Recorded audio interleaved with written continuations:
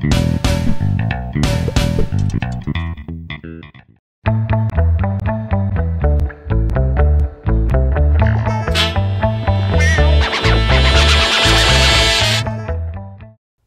nerds, welcome to CW's Flash, Theories and Conspiracies. I'm Brian from Good Nerd, Bad Nerd, and this week's episode was amazing. I just have to say that the creators and the everyone behind the Flash is doing a fantastic job. They learned the lesson that Lost never ever got it, is that you have to give answers to your audience if you want them to stay invested. Flash is doing that, so I'm loving what we're getting. And this week we got a lot. First, we got the kind of the history of Harrison Wells answered. Dr. Wells has been this mystery character. We know he's the Reverse Flash, but he's also Eobard Thawne, but he's also got a history. It's really hard to... it was really, confusing. They explained it this week. Eobard Thawne, when he came back in time to kill Nora, Barry's mom, which we still haven't gotten that... figured out why he wanted to do that, which I'm assuming had something to do with along the lines of he wanted to kill his greatest enemy before he was created. He got stuck, he got trapped, and so he needed to do something to reinvigorate his Speed Force, his powers. And yes, we did get the name drop of Speed Force this week, which was very cool. But the problem was the incident that would be responsible for creating Barry into the Flash wouldn't happen for another 10 years or so, and that was too slow for Thawne. Well, actually, at that point, it would have been 25 years. So he needed to speed that up. So he took over Wells, killed Nora.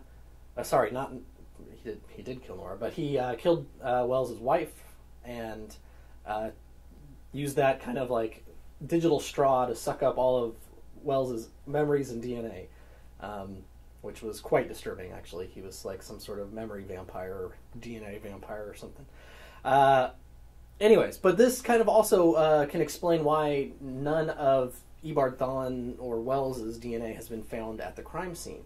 If there was any blood that they couldn't recognize, it wouldn't match what Eobard Thawne's DNA is now, because I feel like his DNA has been overwritten by Harrison Wells, and that is why the current Harrison Wells DNA was never found at the crime scene, because Harrison Wells wasn't at the crime scene.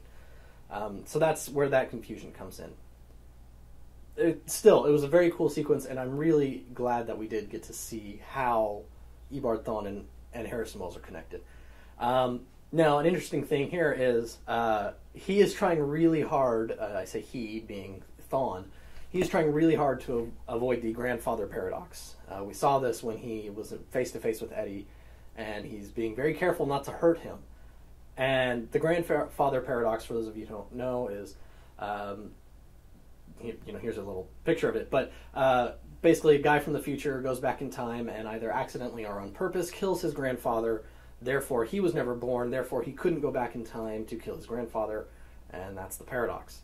I'm sure there's a more technical way to explain it and what the theoretical ramifications are, but one of the theories is that it's a paradox of that nature is kind of universe shattering, which is possible that that's something along the lines of the Flashpoint, a universe shattering event. I don't think it'll be the grandfather paradox that does that. I do think it'll be Barry saving his mother. So anyways, that's just a little interesting thing that is very obvious to Wells, and you can see that as he's talking to Barry about not changing anything, not telling anyone that he's gone back in time, all of those things. So that's just a cool little aside. But next, we got to go the big thing of this episode: Mark Hamill as the Trickster.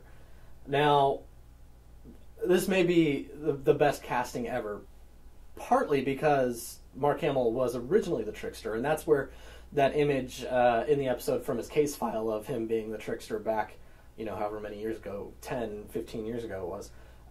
But it's just, he's just a phenomenal actor. Now, the one thing I will say, hearing him talk throughout the episode, I could just hear his version of Bruce Timm's Joker.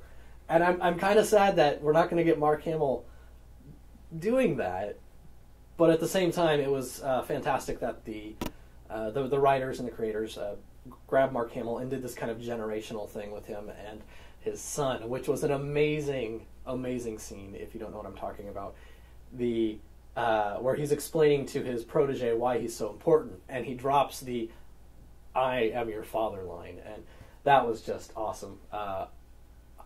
The whole time I was waiting for him to like crack and just like smack the guy in the head, and was like, no, of course not, something. But the fact that they just left it out there, that was awesome.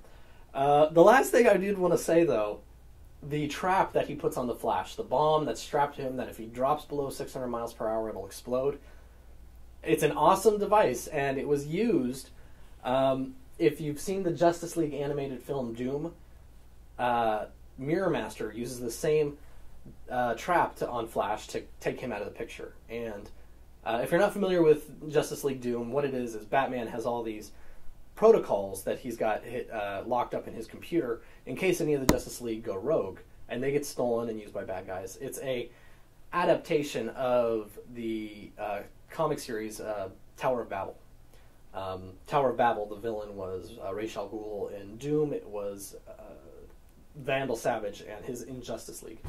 So, very cool. In the comic, it's actually not the wrist bomb that's bolted to him. It's a vibra bullet, a vibrating bullet that he got shot with. That anytime he got up to light speed or speed of sound, or one of these really high speeds that Flash moves at, it gave him a seizure. So, essentially, the Flash was out of the picture because he couldn't run. Anyways, it was really cool and a nice throwback to that. If you haven't seen Justice League Doom, you need to check it out. It's a great animated movie and well worth a watch. But a fantastic episode. The show is gearing up for a major showdown. Real quick, if you don't want to know what's coming, tune out now. But if you do want to know what's coming, big crossover with, we're going to see Firestorm back. We're going to see Arrow's going to be back on the show. I think we're going to get some, it's possible, I don't know for sure, but maybe Ray Palmer is going to get in on this action. But a big kind of superhero team up, and it should be pretty amazing. So, what do you guys think? Where do you see this show going? Do you think we are eventually going to get to Flashpoint? Because I got to say, I would love the show to go that route. I think it would be really bold and just a lot of fun. So, tell me what you think. Leave your comments in the down below. Check out the blog.